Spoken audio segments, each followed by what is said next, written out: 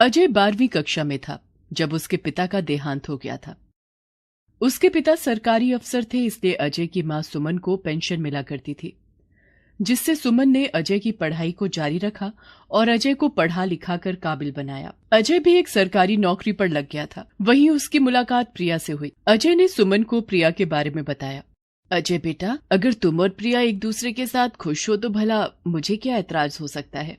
और फिर अजय और प्रिया शादी कर लेते हैं। शादी के बाद प्रिया अपना असली रूप दिखाने लगती है। एक सुबह जब अजय ऑफिस के लिए निकल रहा होता है, अजय मुझे 5,000 रुपए चाहिए, कुछ काम था।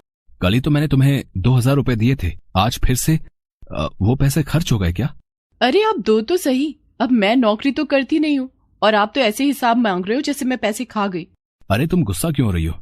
मैंने तो ऐसे ही पूछ लिया। ये लो 5,000 रुपए रख लो। अजय ऑफिस चला जाता है और पीछे से प्रिया का मामा मंगल आ जाता है। क्या हुआ प्रिया बेटी, दामाद जी से पैसे लिए या नहीं? मामा, तुम शराब पीने के लिए बार बार मुझसे पैसे मांगते रहोगे तो मैं यहाँ क्या जवाब दूंगी। शादी से पहले तो मैं नौकरी करती थी, इसलिए मैं तुम्हें पैसे दे दिया करती थी, पर अब बात कुछ और है। यहाँ अजय की माँ भी मेरे साथ रहती है, जिसकी नजरें हमेशा मुझ पर ही रहती हैं। अरे तू डरती क्यों है? अपने मामा को ही तो पैसे दे रही है, किसी पराये को तो नहीं। अब मैं भी किससे मांगू? कौन है मेरा तेरे सिवा इस दुनिया में? जीजी इस दुनिया से जाते हुए तुझे मेरी गोद में दे गई थी, तब से तेरे साथ हूँ मैं। अब तू भी ऐसा करेगी तो मेरा क्या होगा?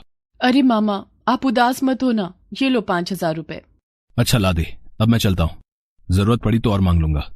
ये प्रिया के मामा रोज पैसे मांगने क्यों आ जाते हैं, कुछ समझ नहीं आ रहा। प्रिया झूठ बोलकर अजय से पैसे लेती है और अपने मामा को दे देती है। और देखने से तो लगता है कि प्रिया के मामा शराब पीते हैं, क्योंकि जब भी वो घर पर होते हैं तो नशे में ही होते हैं। क्या हुआ माँ जी, क्या सोच रही हो? जो भी देखा है ना आपने, उसे अपने तक ही रखना। अजय को कुछ भी बताने की जरूरत नहीं है। वैसे भी अजय पूरी तरह से मेरे वश में है। अगर आपने कुछ भी अजय को बताया तो मुझसे बुरा कोई नहीं होगा। प्रिया को डर था कि कहीं सुमन अजय को सब कुछ ना बता दे, इसलिए वो पहले से ही उस पर हावी होने लगी थी। एक दिन, कोई बचाओ, कोई बचाओ, मैं यहाँ गिर गई हूँ। मैं तो नहाने आई थी, यहाँ किसने तेल गिराया, मैं फिसल गई, मैं तो गिरकर मर ही जाती। क्या हुआ प्रिया, क्या हुआ? तुम गिर कैसे गई? ये सब माँ जी की चाल है मुझे गिराकर मारने की। मैंने क्या किया बहू, मैं तो यहाँ आई भी नहीं हूँ।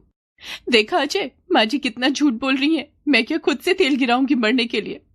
पता नहीं अजय ये सब क्या हो रहा है। माँ जी कौन से जन्म का बदला ले रही हैं मुझसे। बहू, तुम मुझ पर झूठा इल्जाम लगा रही हो। अजय बेटा, ऐसी कोई बात नहीं है, भला मैं क्यों बहू को मारूंगी। माँ तुम चुप ही रहो, मैंने खुद देखा है फर्श पर तेल गिरा हुआ है। क्या करना चाहती हो तुम?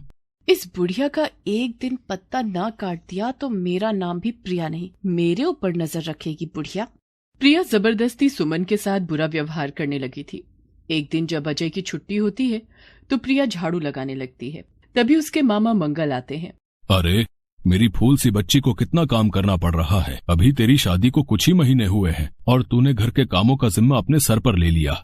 मामा कैसे हो तुम? और बाकी मेरी चिंता मत करो, अब जो मेरे नसीब में लिखा है उतना ही मिलेगा ना मुझे। अब मैं इतनी खुश नसीब कहाँ कि कोई मेरा हाथ बटाए घर के कामों में। तभी वहाँ अजय आता है और कहता है, प्रिया तुम्हारे मामा सही बोल रहे हैं, तुम अकेले ही घर के कामों में लगी हुई हो। और माँ कहाँ गई? वो दिखाई नहीं दे रही। तभी वहाँ सुमन आ जाती है और उनकी बातें सुन लेती है। क्या हुआ, आज क्या बात हो गई? मैं पड़ोसी के घर गई थी, वहाँ पूजा थी और मैं तो घर का काम करके ही जाती। प्रिया ने ही मुझे बोला कि माँ जी आप जाओ, नहीं तो पूजा खत्म हो जाएगी। क्यों झूठ बोल रही हो माँ जी? आपका क्या मतलब है कि आप ही घर का सारा काम करती हो, मैं कुछ नहीं? देखो अजय, तुम्हारी माँ कितना झूठ बोल रही है। झूठ तो बोलेंगे ही, और पड़ोसी के घर पूजा के बहाने मेरी बेटी की बुराई करने गई होगी ये। ऐसा नहीं है अजय, मैं घर के कामों में प्रिया का हाथ बटाती हूँ। मुझे कुछ नहीं सुनना माँ, आज से सारे घर का काम तुम ही करोगी, समझ में आया तुम्हें? हाँ बेटा, समझ गई, अच्छी तरह समझ गई। सुमन रोते हुए अपने कमरे में चली जाती है और प्रिया और उसके मामा मंगल एक दूसरे को देखकर हंसते हैं। प्रिया अब डॉन बहू बन गई थी। वो रोजाना सुमन से सारे घर का काम करवाती, झाड़ू पोछा बर्तन सारा काम सुमन ही करती थी। प्रिया ने सारे काम का बोझ सुमन पर ही डाल दिया था। बेचारी सुमन अब कमजोर हो गई थी, उसकी आंखों में हमेशा आंसू रहते थे, उसकी कोई परवाह नहीं करता था। कुछ समय बीतने के बाद प्रिया ने एक बेटे को जन्म दिया। प्रिया सुमन को अपने बेटे को हाथ भी नहीं लगाने देती। सुमन दूर से ही अपने पोते को देखकर खुश होती रहती थी। अजय को ऑफिस के काम से कुछ समय के लिए बाहर जाना पड़ता है। अजय, आज के लिए रुक जाओ, आज हमारा वीर 9 महीने का हो गया है। मैंने मामा को भी बुलाया है रात के खाने पर। नहीं प्रिया, मेरा जाना जरूरी है और अगले 3 महीने बाद हमारा वीर 1 साल का हो जाएगा, तब हम उसका जन्मदिन बहुत अच्छे से मनाएंगे। अच्छा, अब मैं चलता हूँ। माँ, प्रिया और वीर का ध्यान रखना। ये क्या ध्यान रखेंगी वीर का? मैं इन पर कोई विश्वास नहीं करती। मैं खुद ही ध्यान रख लूंगी अपने और अपने बेटे का। अजय ऑफिस के काम से चला जाता है और कुछ ही देर बाद प्रिया का मामा मंगल आता है। प्रिया उन्हें खाना खिलाती है। प्रिया बेटी, तुम भी खाना खा लो। लाओ, वीर को मैं पकड़ लेती हूँ। नहीं, कोई जरूरत नहीं है, आप रहने दो। ला प्रिया बेटी, मुझे दे वीर को, मैं इसे बाहर घुमा लाता हूँ। प्रिया अपने बेटे वीर को अपने मामा मंगल की गोद में दे देती है और मंगल वीर को लेकर बाहर आ जाता है और सोचता है, क्यों ना मैं प्रिया के बेटे को किडनैप कर लूं और उसके बदले पैसे ले लूं। वैसे भी अब प्रिया पैसे देने से मना करने लगी है, क्यों ना एक बार मैं ही उससे पैसे निकलवा लूं। मंगल वीर को लेकर बाहर आ जाता है। अरे, ये प्रिया का मामा कहाँ लेकर जा रहा है वीर को? कितनी शराब पी रखी है इसने। इसके पीछे जाती हूँ, कहीं गिरा न दे ये वीर को। सुमन मंगल के पीछे जाती है और देखती है कि मंगल वीर को घर से कुछ दूर एक खाली मकान में ले जाता है और प्रिया को फोन करता है और कहता है, प्रिया, मैं तेरा मामा मंगल बोल रहा हूँ। मैंने तेरे बेटे वीर को किडनैप कर लिया है। अब अगर अपने बेटे को जिंदा देखना चाहती है तो मुझे 5 लाख रुपए दे दे। और हाँ, पुलिस को फोन किया तो तेरा बेटा तुझे कभी नहीं मिलेगा। मामा, तुम ऐसा क्यों कर रहे हो? क्या हो गया है तुम्हें? भगवान के लिए मेरे बेटे को छोड़ दो। रोज रोज पैसे मांग मांग कर परेशान हो गया था मैं, और अब तू भी नखरे दिखाने लगी थी पैसे देने में। छोड़ दूंगा तेरे बेटे को, बस पैसे लेकर जल्दी आजा, जल्दी। इतना कहकर मंगल फोन काट देता है। सुमन छुपकर सब सुन लेती है और वो पुलिस के पास जाती है। इधर प्रिया रो रो कर अजय को सारी बात बताती है। अजय सब काम छोड़कर वहां आ जाता है। सुमन पुलिस को लेकर उस मकान में जाती है जहां मंगल ने वीर को रखा हुआ था।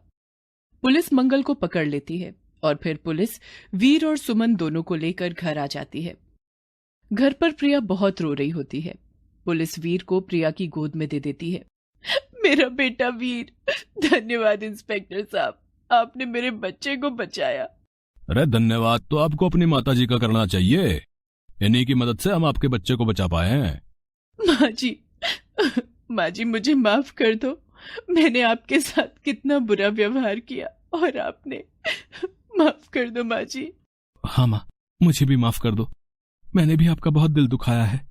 चुप हो जाओ बच्चों, चुप हो जाओ तुम दोनों।